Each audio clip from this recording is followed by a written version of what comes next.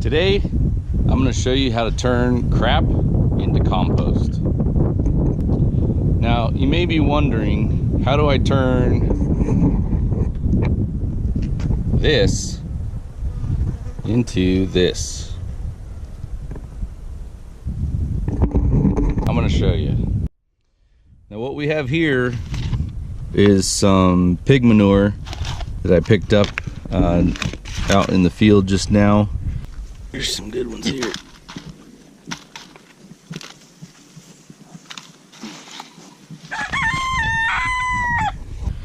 And you can see that it actually has some good dry matter mixed in there. Cow manure is the same way. They've got a lot of spent vegetation in their manure.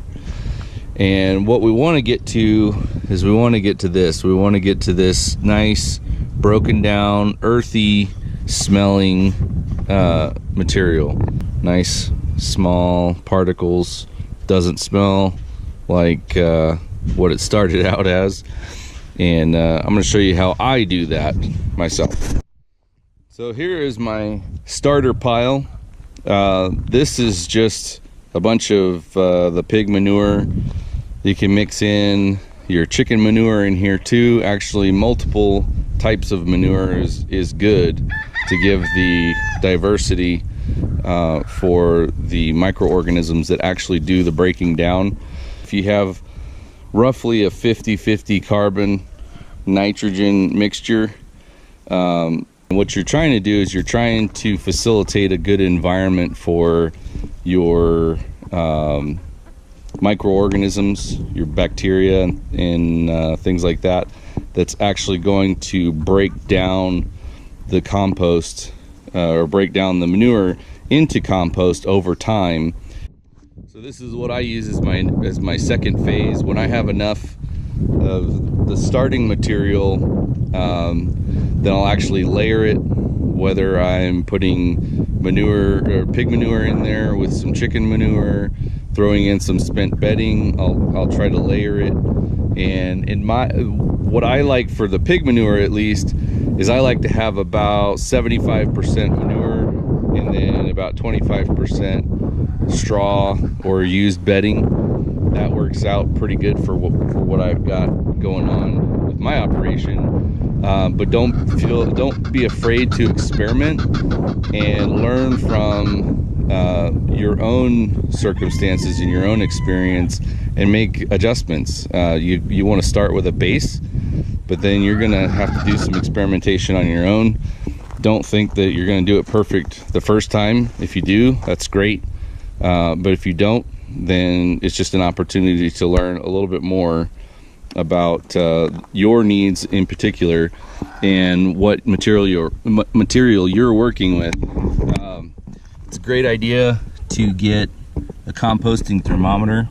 This actually has a good temperature range on it. It shows you where you want to be, and to make your hot compost to break down the bad bacteria and things like that that'll cause issues like E. coli and things like that. You want to get your pile up to 130 degrees, all the way up to 160 is pushing it. I like to keep mine 145, 150, and the composting thermometer helps you to identify when you've hit that level, how long it's hit that level. So your overall process is going to take you about 2 to 3 months, starting from that pile over there and going through. And you can see that there's a little bit of a distance here. What I do is I'll actually, when this pile is done, and you can see over here I've got a tarped off pile. That's actually my curing pile. So this is going through a process of curing where it's resting. And this is my finished screened barrel that I use that's ready to apply. And I'm actually about to apply some right now. So I loaded some up here in the wheelbarrow, and I'm going to put it out on my field over there, my grass field, to try to give a little bit more moisture retention in a couple areas that I noticed are starting to kind of dry out. So there's only been a few areas over here that I have actually applied this this compost to, and where I applied it, it's done really, really well. And where I haven't, you can tell that there's a difference in how the land has been treated.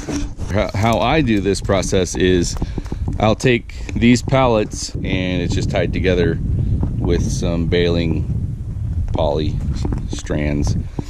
And so when I've got enough to get about 2 feet high of this material here, then I'll actually go ahead and surround it with the pallets. And when you're layering it, you want to make sure that each layer that you're working on has adequate moisture. I say adequate moisture because I'm in the desert, and I could probably put a lot more water on my pile and it will stay relatively moist or damp.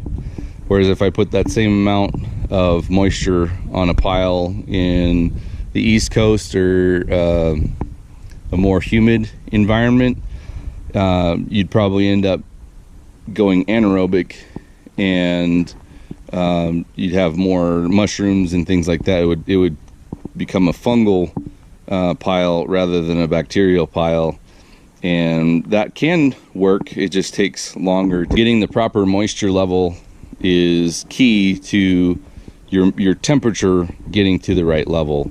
So you've got your mixture of your carbon and your nitrogen, but then you also have your moisture level, and then you want to it's a good idea to put a tarp over it to keep that moisture in there. There's peace of mind with letting it get up to temperature and making sure that it's safe to apply to, especially foodstuffs. If you're going to just throw this out on a field, on a grass field, it's not as critical. But most of the stuff that I'm going to be using here is going to be for garden beds and things of that nature. So I want to make sure that I actually have it up to the 130 plus degrees every time I turn the pile, at least for 4 to 6 weeks. And then I actually have chickens loose that I put some soaked grain on the top there, and they'll actually start tilling that a little bit, breaking down the pile. And then when they've been on that for a few days, then I'll actually shovel it into this enclosure again, make sure it's nice and moist, not soaking wet, but moist. And then I'll do that another 3 or 4 times.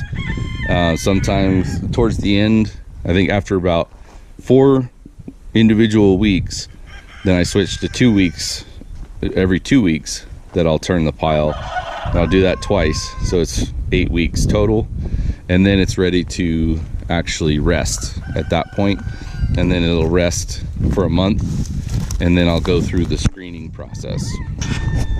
So I'm getting ready to move my compost cube here, and I want to show you the thermometer here. We're up to a good temperature. It's almost 140.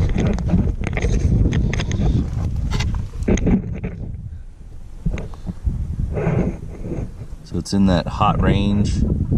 So it's cooking good. And this is the same batch that the first day that I actually set it up. It was only running about 60-70 degrees or so. I haven't touched it since then, so it just gives you an idea that sometimes it takes a little bit to warm up. But I'm gonna go ahead and move this and show you what the process looks like for opening it up to the chickens. We'll see them till it down.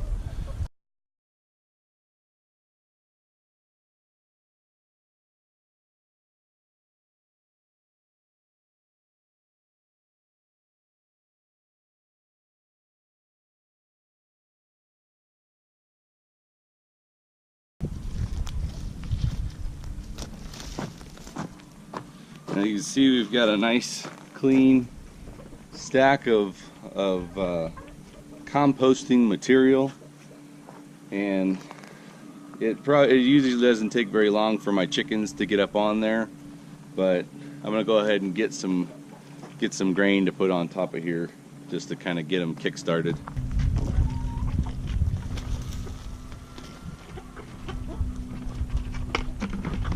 It doesn't take much. It's not quite half, a little over half of them. We've got a dozen of these Icelandic chickens that I let roam around. See if I can't find the rest of them.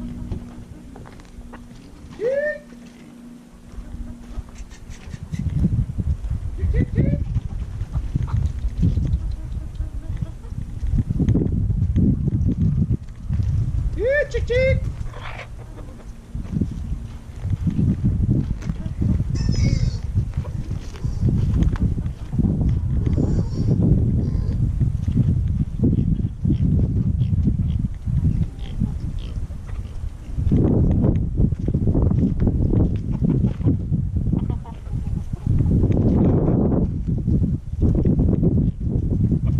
There we go. Now they're all up there.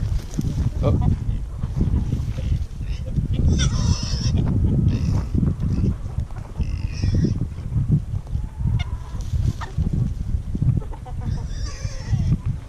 You can see they're already kicking material off the side there. So this pile will actually get spread out pretty flat. It'll look like there's not much there because they'll evenly kick it around over the next couple days, 2 or 3 days.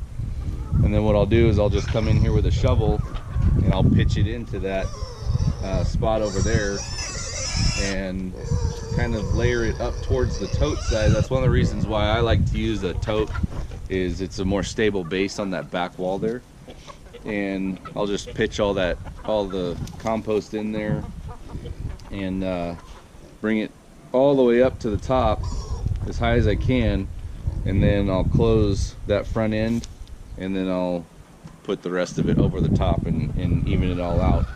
What I try to do is the stuff that was on the outside, I put that into the center of the next pile, and the things that were on the inside of this pile will then kind of be distributed on the outside. And you can see that the chickens have completely worked this down, which didn't take quite 3 weeks, and they still come through and they'll pick through it, and they do dust baths and stuff in this. But what we're going to do now is I'm going to show you building it back up.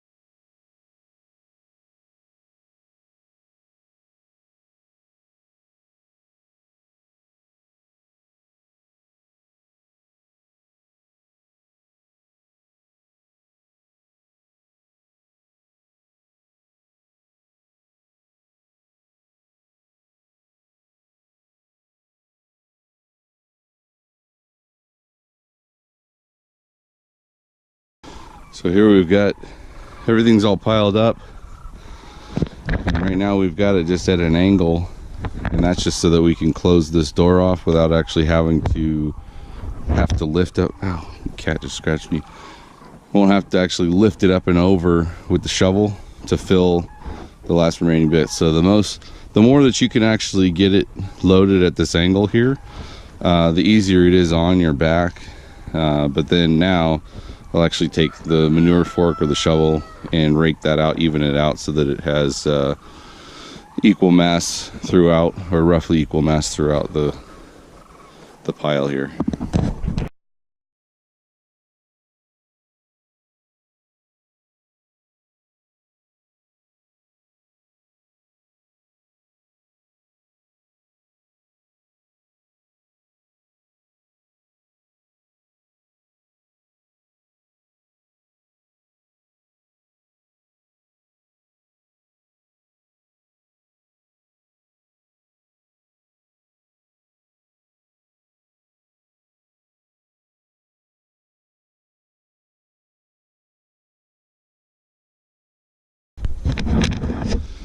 Okay, now this little guy is our handy tool. This one's not a super expensive one. It should just fit the size of your pile. This one's about 18 inches. So if you've got a 4-foot square, which this roughly is, this should be fine. And you want to just kind of poke it down into towards the center of the pile. It's going to be hottest in the middle, where the most mass is. So you want to get your measurement down in there. So what I do, I just come in from the side, about 3 or 4 inches high, on a slight down angle, and just push it in. And you can see it's pretty cool outside right now. It's saying 40 degrees, but in a couple of days it should be up in that green range, maybe even that gray range. But I think it's probably past doing its real hot phase.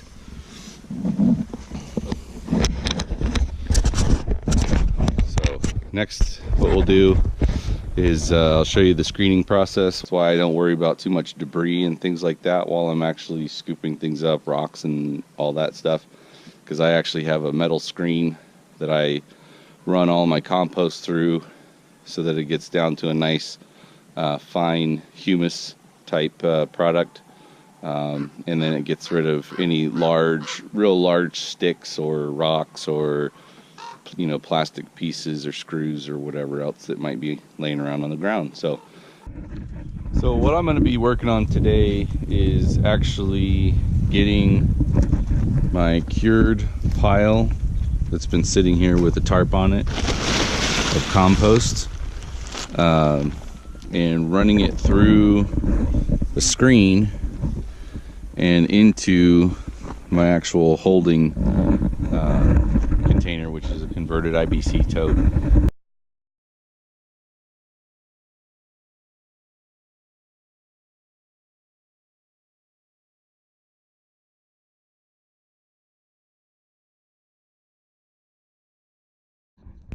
Okay, so I just pulled the tarp off of our compost here, and as you can see, there's all kinds of rocks, debris, trash. The sticks and stuff, I don't necessarily mind it being in there, but I'd rather have the rocks out than the sticks in. So what I'm actually going to do is I'm just going to take by shoveling up here on top of this screen here and load up about 2 shovels. This is just like a standard green or aluminum snow shovel, whatever you want to call it, and I'll shovel this up on top of the screen, 2 at a time roughly, and just with my gloves I'll actually kind of just like grate it on through. And so you can see this is about I don't know, it's a little bit bigger than a 1/4 inch, but not quite a 1/2 inch maybe. And this is just a piece of wire mesh that I found on my property here, and seems to work really good for this. And so in doing so, all the larger debris will actually stay on top, and I'll have a really fine humus that falls through down to the bottom.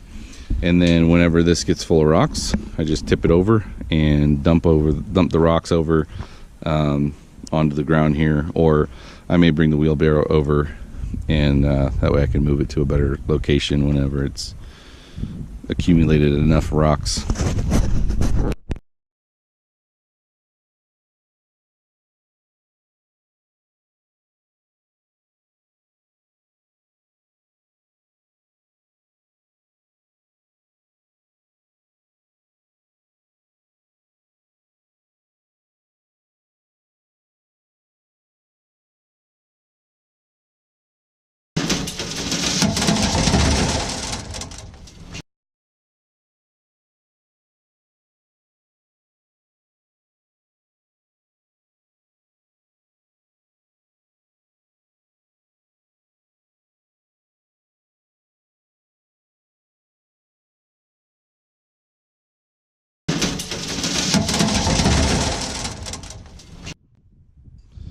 So we got done sifting it all out. Now we got just nice small particle compost. Take a look at all the rocks and stuff.